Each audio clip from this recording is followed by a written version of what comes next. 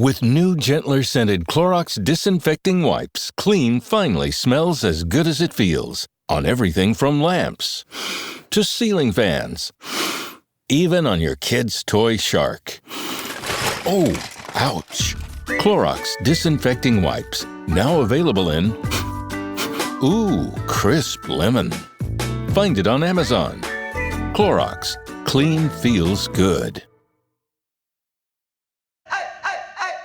Meet the computer you can talk to. With Copilot on Windows, working, creating, and collaborating is as easy as talking. Got writer's block? Share your screen with Copilot Vision to help spark inspiration, and use Copilot Voice to have a conversation and brainstorm ideas. Or maybe you need some tech help.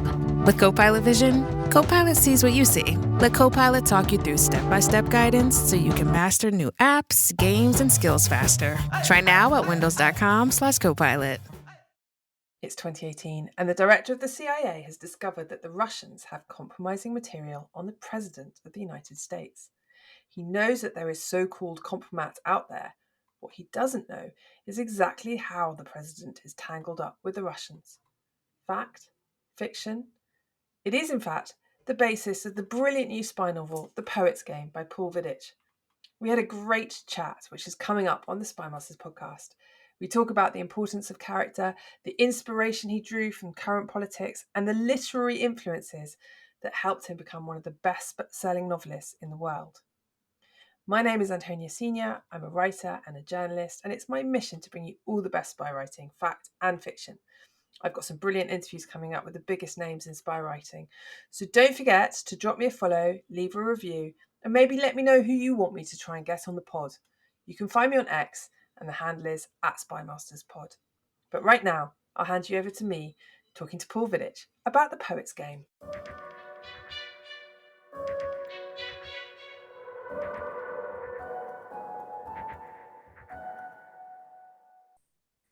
So, Paul, thank you so much for joining me on the Spy Masters podcast. Well, thank you for having me. It's a pleasure to be here. Well, it's a great honour, and we're here to talk about your latest book, The Poet's Game. And I have to say, I devoured it in about 24 hours. It was absolutely unputdownable. Could you just, for readers yet to have the pleasure, could you just give us the setup? Because it's actually one of the things I adored about it is the kind of the set piece of right at the beginning, how the book opens. Just where are we? What's happening? Who are we with? So the general setup is that it's 2018, and it's a fraught time between Russia and the United States. In 2016, there had been allegations of election interference, and in 2018, as the first couple of chapters, you learn that the director of Central Intelligence has received word from a long dormant Russian asset that this asset had compromise, the FSB compromise on the American president. And at that point, the director has to decide whether he will ignore it, whether he will take it to the White House and say, look what we've got on you, or to pursue on his own what this compromise is and then make a decision. And he chooses to do the latter. He reaches out to a former agency officer who has now left the agency and is a successful venture capitalist in Moscow. And he is the one who had originally recruited the Russian asset.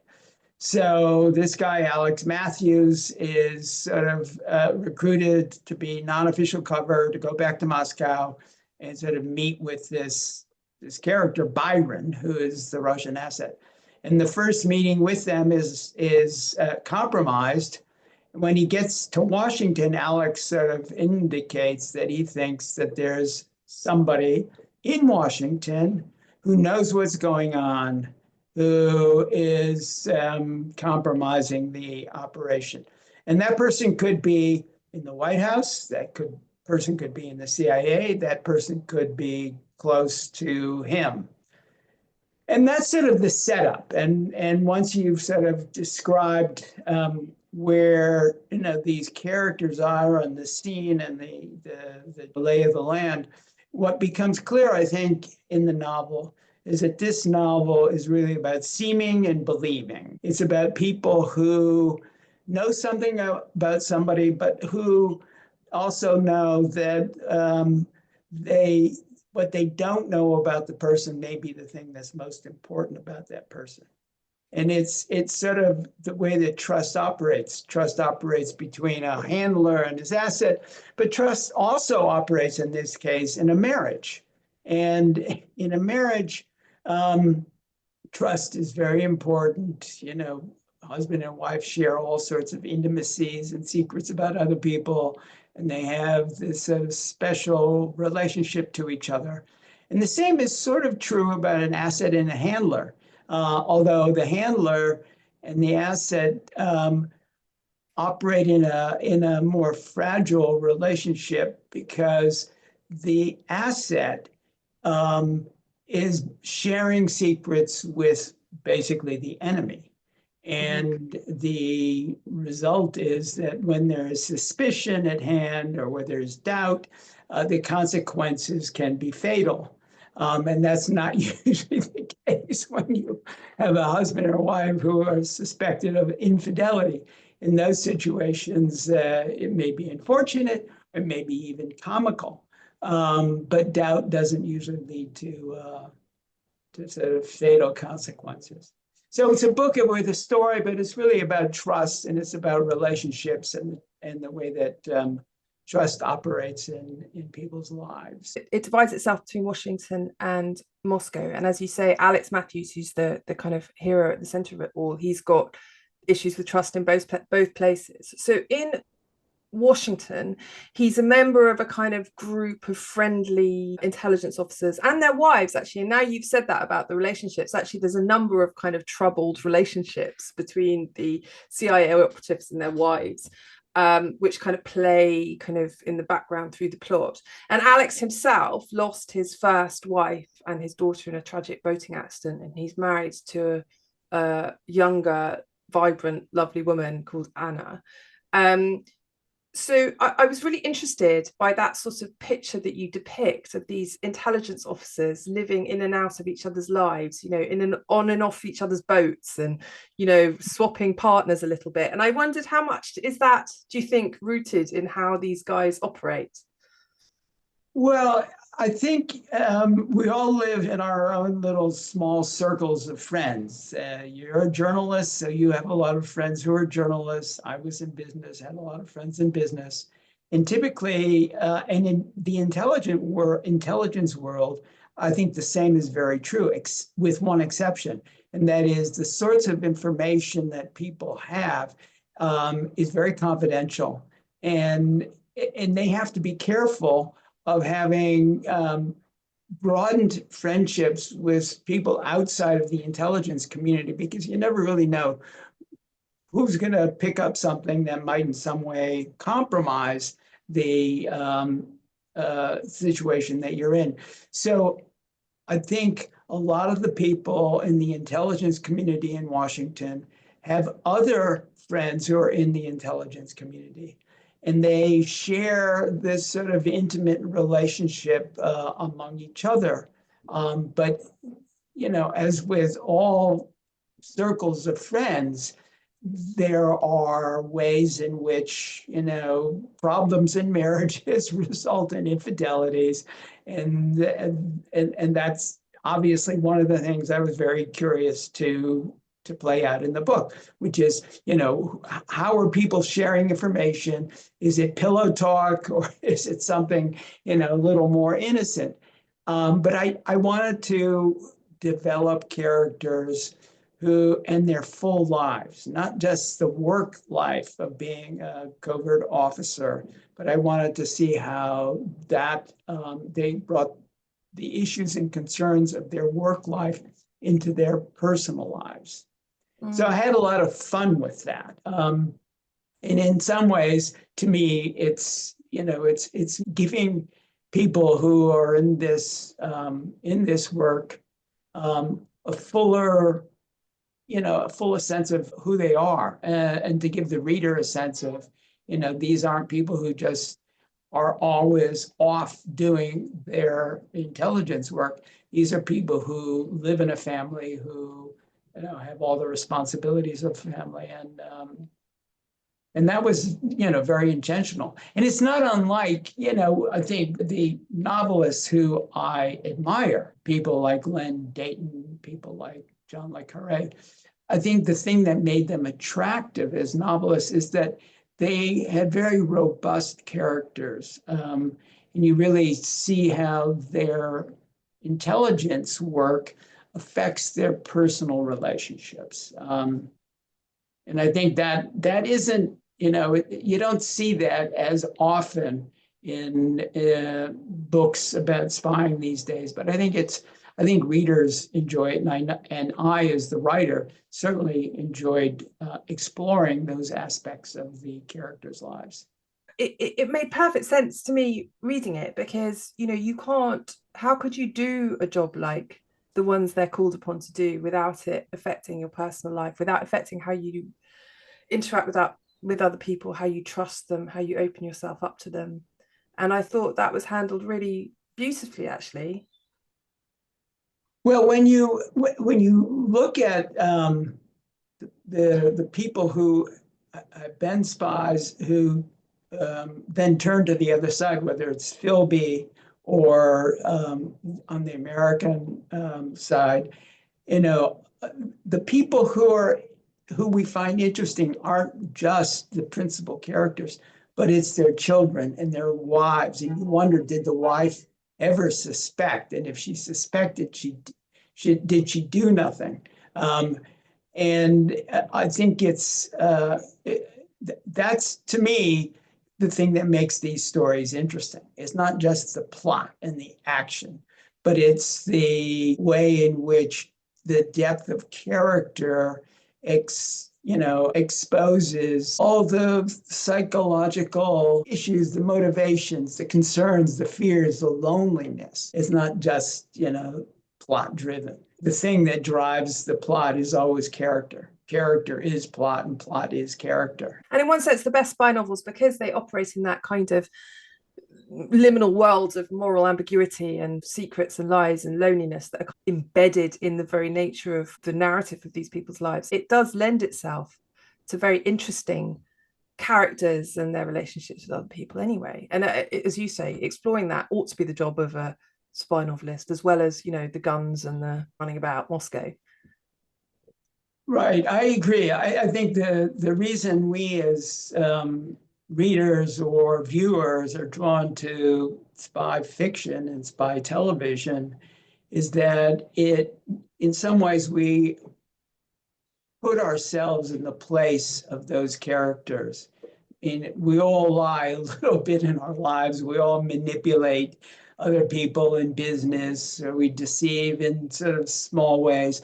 But in a spy's life, the deception and the lying is done for a sort of higher purpose. But it also creates all sorts of, as you said, moral ambiguity. The choices that people are required to make, which may be at odds with their personal conscience, is what makes the spy novel, I think, so interesting. Because there's stark choices that may conflict with who they are.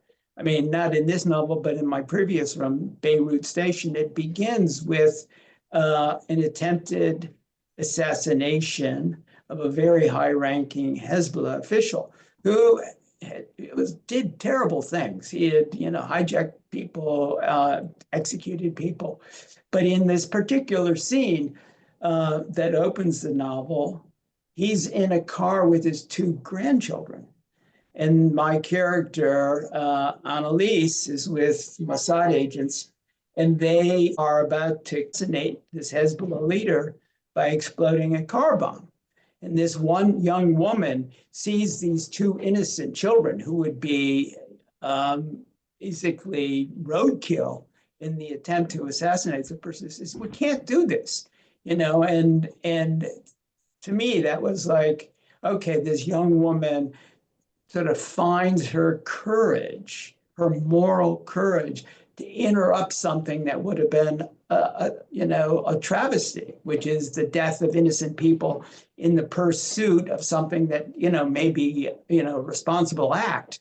But, and to me, that's sort of the world we're living in. You know, we live in a very dangerous world.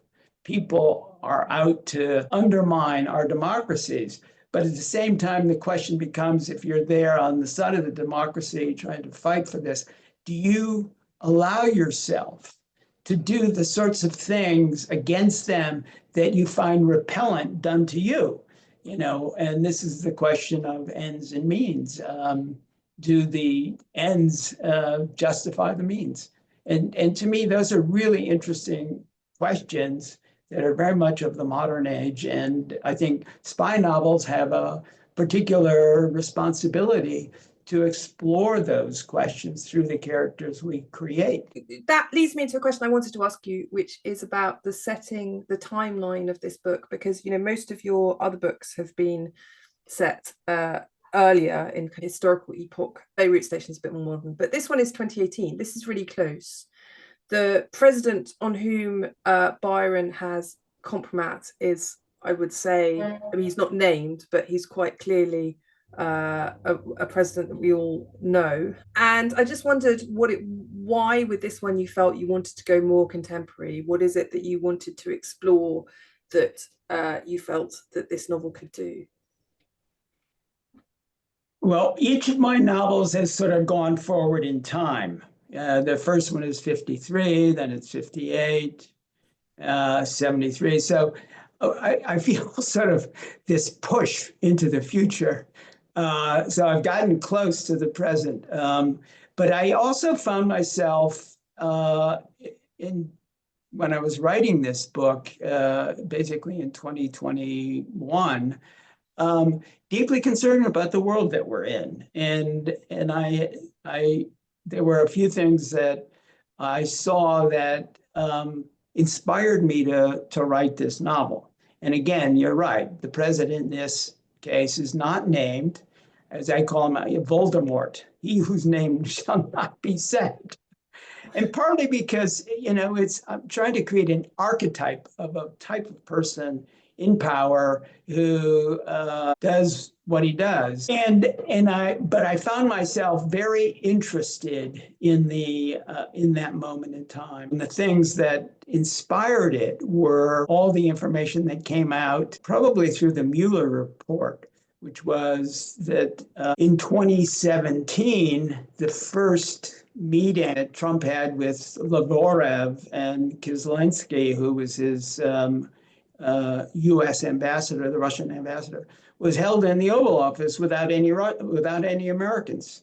And so it was, and out of that, there was some classified information that came out in the conversation, which required the CIA to protect an asset in the Middle East. And the intelligence community in the United States was apoplectic that somehow this stuff had gotten out and that nobody had been there to protect the conversation. The next incident that sort of drew my attention was one in July of that year, where Trump was in Germany at a G20 conference, and he met Putin privately. Putin had an interpreter and Trump had an interpreter, but at the end of the meeting, Trump took the interpreter's notes and ripped them up so that there was no written account of what had happened and what had been said. And then a year later, there was another meeting in Helsinki where Trump and Putin met. In this case, Putin had an interpreter, but Trump did not. So no one had a readout on that conversation. And what was supposed to be a 90-minute meeting ended up being 2 hours. So as the writer, you're sort of curious about what was said in those meetings and why there was no record. And, you know, it led to a lot of people, you know, believing, well, they must have some compromise on the American president.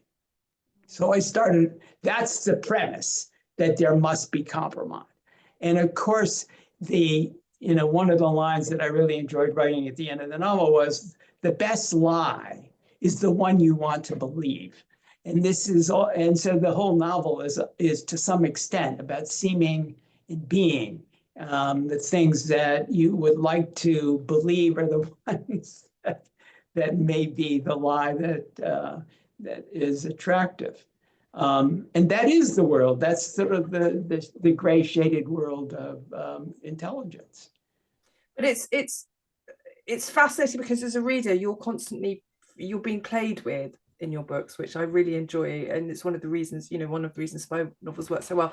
There was a line in it where one of your characters says, sometimes a shoe is just a shoe, a smile is just a smile. Sometimes, and this may be one of those times, the thing you're looking at is just what you are looking at.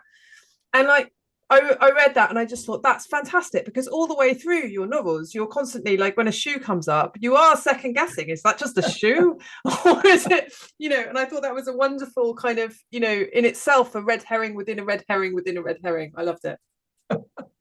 Right, exactly. It's what do you believe, and on what basis do you believe something? That's the whole world of intelligence, and that's actually, as an author, it's fun to operate in that world, because your characters, can be operating at several levels. And at the deepest level, some of the characters may be lying to themselves. Which makes them, psychologically interesting to explore. And I think, the Byron, who's the asset, the Russian asset, whose real name is, or his fictional name is Grigoriev. In some ways, he's living this fantasy life, and lying to himself. But that's the stuff that makes him interesting, because he's sort of unpredictable. He's living on the outside. There's that moment in time where Alex Matthews says, well, that's why I recruited you. And Grigoriev says, no, you didn't recruit me. I recruited you. And they both claim to have recruited each other. And their careers advanced because they were able to go back to the office and say, oh, well, look, here's this asset I've recruited. And in the case of Matthews, of course, he had recruited him and it was sort of valid. But in the case of Grigoriev, he was doing this to advance himself in a corrupt system that he was taking advantage of. Alex, though, I thought he was a fascinating character. Obviously, he holds the book up. He used to work for the CIA, and left under somewhat of a cloud, and is now an outsider. And the reason he's brought in the book is because he's doing a favor to the director of the CIA, who is himself a man who has conflicted loyalties, because he's being brought in by the Voldemort president, but right. is also, concerned about this potential compromat. So why did you position Alex as outside the CIA and not part of it still? The who's down in Who Newville were making their list, but some didn't know Walmart has the best brands for their gifts. What about toys? Do they have brands kids have been wanting all year? Yep, Barbie, Tony's, and Lego. Gifts that will make them all cheer. Do you mean they have all the brands I adore? They have Nintendo, Nespresso, Apple, and more. What about... So the Who answered questions from friends till they were blue. Each one listened and shouted, from Walmart? Who knew? Shop gifts from top brands for everyone on your list in the Walmart app. Oh, Hilton stay, your beds are soft and cozy. No lumpy couch, no stiff futon, no shower line at crack of dawn. Oh, Hilton stay, oh, Hilton stay. When you want holiday comfort you can count on, it matters where you stay. Enjoy comfortable rooms and friendly service when you stay with Hilton instead. Save up to 25% this season when you book with Hilton. Hilton for the stay. Terms apply. I think all my characters in all the books have been, to some extent, outsiders. And I like the ambivalence of the outsider, the character who isn't fully committed to a mission or a institution, which gives them greater psychological depth. They have the ability to sort of express themselves and behave in particular ways that that are somewhat unpredictable. Even the most interesting psychologically complex spies, like Kim Philby, really was an outsider. Even though he was inside, he was playing the outsider's game at the same time that he was playing the insider's game. And I think that is what makes these people, these men and women who operate in the clandestine services so interesting. They are living, at several levels. And I think somebody on the outside, like Alex Matthews, who had been in the inside, knew how to play the game. He's very capable of understanding what's required of him, but he's also very capable of being independent of what's required of him. I actually noted down one of your, you mentioned Philby in the book, and I noted it down because I thought it was great. You have a character ask, why did Philby do it? It wasn't about money. It was some distorted, noble idea he had of himself. And I loved that because obviously I've read an awful lot about Philby nowadays, and it seemed to me to echo very true, that sentiment. It slightly contrasts with Alex himself, because one of your other characters says to Alex at some point, where is your loyalty? And Alex doesn't really seem to have an ideology or any clear sort of burning loyalty to anything except perhaps what remains of his family. Yeah, I think that's a very astute observation. I think the issue of ideology in the business of clandestine services is an interesting one. I mean, Philby, for example, the thing I had in mind when I was quoting that or making that observation about him was he ended up in Moscow living I would say a pretty bleak life, divorced one wife, married a Russian, but he continued to hold on to his beliefs even as the Soviet system was crashing, and nothing that that might have been represented by the communist socialist ideology of the 30s and 40s was left. But he continued to hold on to his faith, largely because what do you do if you give it up? I mean, you've lived your life in a lie, so when do you acknowledge that everything you've done is sort of turned to dust? I think it's a very, very fraught existential question for some of these people. And in my case, I think Alex was smarter than that. I think he saw the limits of what he could do in the agency, and he was not willing to compromise his conscience in the same way. He saw the demands that work was having on him personally, on his family, and ultimately, responsible to some extent for the tragedy in his family. And he sort of decided to remove himself. But at the same time, as there's a line in the novel where there was nothing he had done in business that was exciting as what he had done in intelligence. And there's his wife at one point says, go back, do what they want you to do, make a difference in the world. And it's like, I think it's this conflict. You give up a lot of things to be in intelligence because you sort of have a view of how you can be part of a bigger thing, bigger than yourself. And it's not just about making money, but it's about having a stake in the outcome of current events.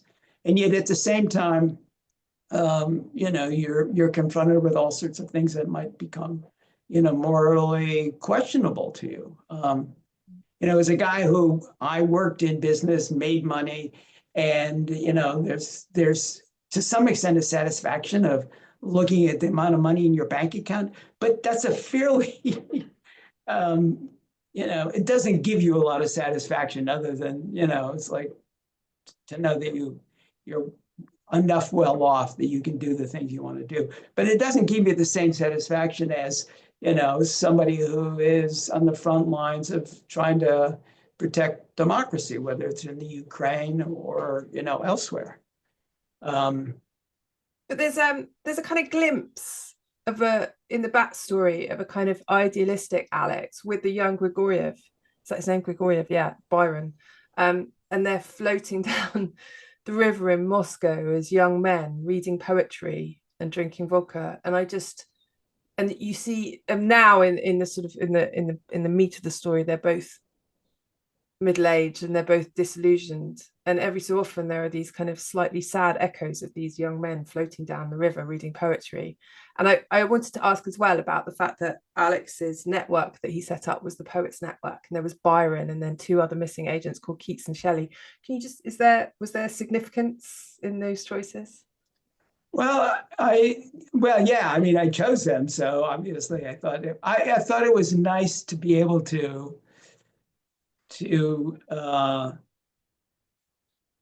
bring sort of a literary sensibility to this, to the naming of your assets. So they're not just sort of these cryptonyms; they're sort of personal choices. But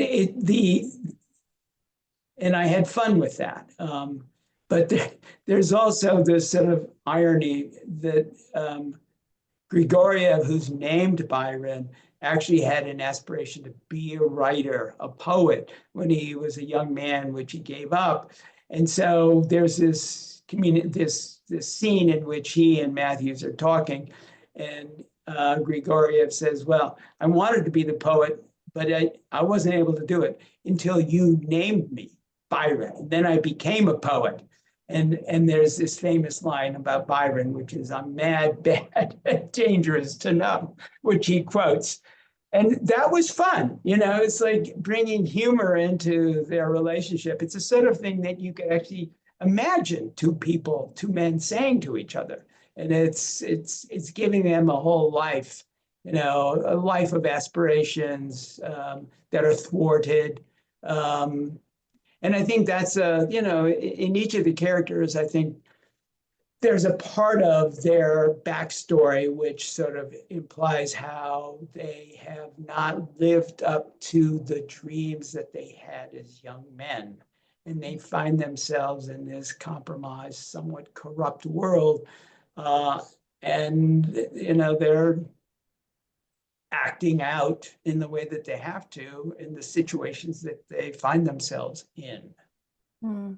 And they're both disillusioned in different ways, I guess, because Alex, one of the reasons he's glad to have left the agency is because for all the ideals of what it's trying to protect, it's actually just irritatingly bureaucratic and useless occasionally, and full of, people. I think he talks about the guys back at the center in Washington who've never been on the ground, like trying to micromanage the agents out on the street. And he finds all that incredibly frustrating. It's part of why he left.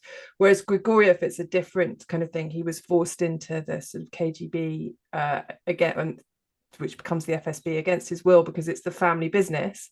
And then it sort of does what he does, but he does it out of kind of duty to a father he despises. I just thought it was quite interesting the way that they both have this very tortured relationship with the organization to which they've given their lives.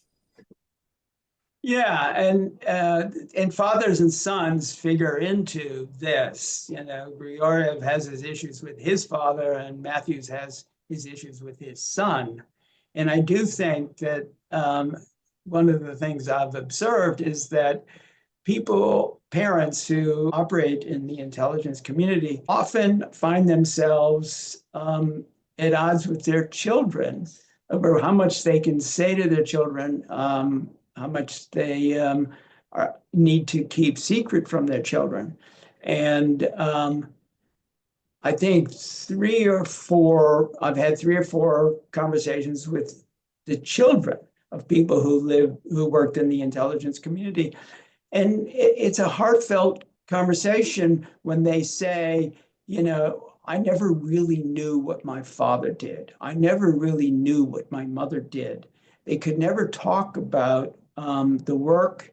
And in fact, these children didn't know that their parents worked in the CIA until they became young adults.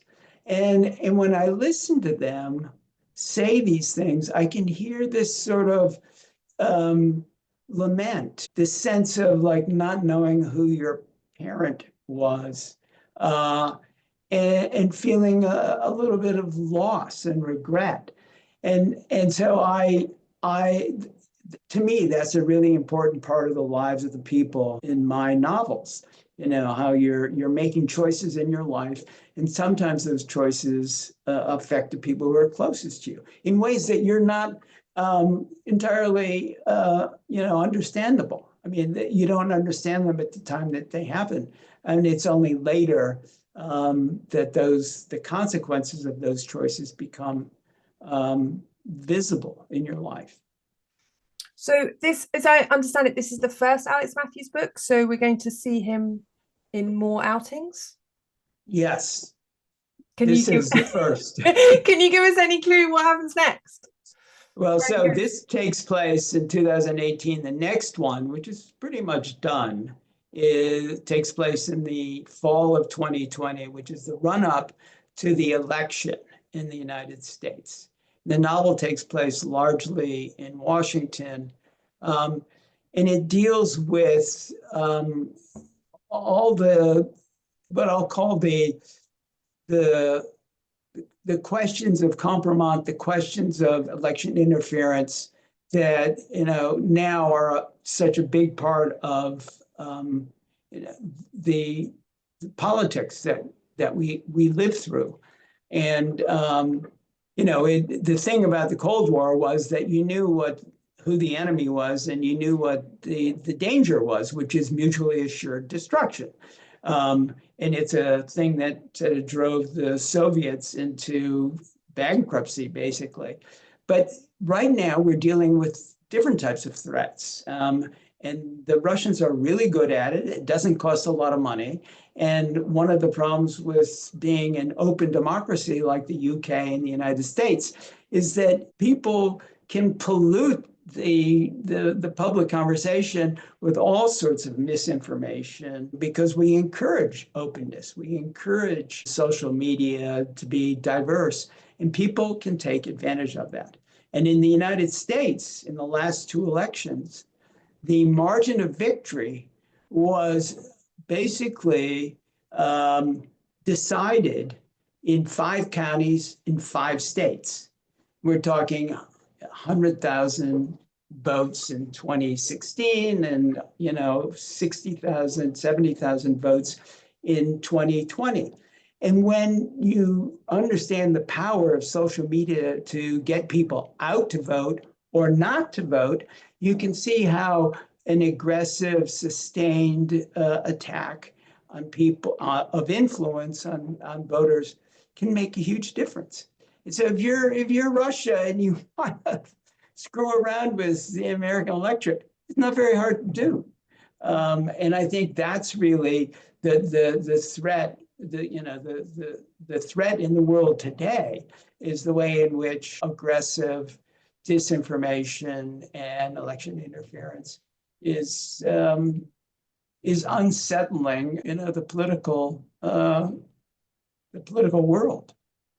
I was talking to another spy novelist who theorized that although in geopolitical terms, the authoritarianism of Putin and the kind of aggressiveness of Russian and Chinese intelligence was a problem, in terms of writing spy novels, it's a bit of a gift. They're suddenly feeling quite, punchy, contemporary, and relevant in perhaps a way they haven't for a while. Do you think that's a fair observation? I do. I do think that we're in a renaissance of spy television, spy writing. And I think part of it is that, all of this is political world, the geopolitical world we're in is bewildering. And it's very hard to make sense of it. And I think one of the things that happens with art is that art can create order out of chaos. And even though it may not solve the world's problems, you as the individual reader or viewer can come away feeling some solace, at least for a moment, that you sort of understand how the world is put together, because that's the nature of art. I think it was Camus who said that fiction is the lie we tell in order to reveal the truth. And I do think fiction serves in that way in today's world. So who are you reading and what are you watching that you think is revealing this truth? Where's the Renaissance for you? Well, I've actually been reading some of classic American spy fiction, like Robert Little and Charles McCarry, who were the first ones to really use the spy novel in the United States. Joe Cannon, I think, is a wonderful writer. I read him a lot. In terms of spy fiction, spy television, the Bureau, which is the French show, it was really brilliant. And I've gone back and seen it again. Ben McIntyre's, the streaming enactment of his book, which reveals, Spy Among Friends is really wonderful. There's a lot of great stuff out there. Obviously, Mick Herron is a guy I like a lot. I like Charles Cummings. His Box 88 was really a wonderful novel. I do think there's a lot of really good writing going on right now, which is literary writing that happens to pick for its subject matter, the intelligence community and the characters who inhabit that world. Absolutely. And echoing, you mentioned Le Carré and Dayton. If you were to pick your biggest influences in your work, who would you pick? Biggest influences? I would say Le Carré, Len Dayton, Joe Cannon, Eric Ambler, who's a wonderful writer, Graham Greene, brilliant. The Third Man, which is a very thin book, a wonderful movie, but it's a brilliant little book, and obviously The Quiet American, and those are all books that really are wonderfully written.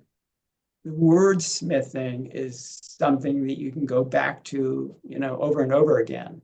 But the characters are just so memorable. And The Quiet American, as I said earlier, I think you can't avoid politics when you're dealing with spy fiction.